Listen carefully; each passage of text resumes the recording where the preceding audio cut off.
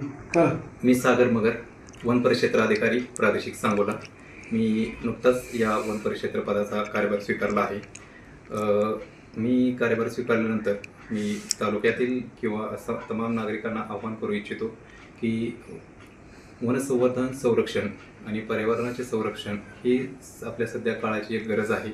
निसर्ग संतुलन व्यवस्थित चाललं, हे जीवनचक्र व्यवस्थित चाललं तर हे जीवनचक्र व्यवस्थित सुरू राहिलं तरच ह्या पर्यावरणाचा संतुलन व्यवस्थित राहील।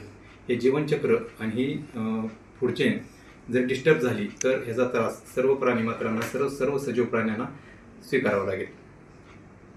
आता कालचं प्रकरण झालं त्यावर नागरिकांना काय आव्हान करणार? लांडग्याने हल्ला झाला नागरिकांवरती, 9 नागरिक जखमी झाले।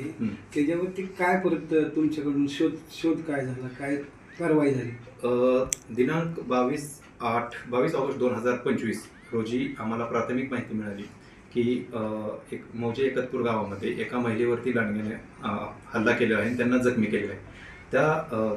त्यानंतर आम्ही वन परिक्षेत्राधिकारी व या कार्यालयाकडे सर्व टीम आम्ही तात्काळ घटनास्थळी गेलो। घटनास्थळावरती जाऊन परिस्थिती पाहणी केली। त्याच्यानंतर तेथे जबाब नोंदवून आम्ही जखमी महिलेंना मोहन हॉस्पिटल या ठिकाणी भेटवत गेलो। जखमीचे स्वरूप पाहून लक्षात आल्यानंतर हा वन्य प्राणी असल्याचे निदर्शनास आले। त्याच्यानंतर आम्ही वेगवेगळ्या टीम तयार करून पूर्ण तालुक्यामध्ये व मौजे आसपासच्या गावामध्ये जास्त गस्त घालण्याचा प्रयत्न करून तो प्राणी जास्तीत जास्त कसा शोध मोहीम राबवून लवकर कसा सापडेल याची काळजी घेतली।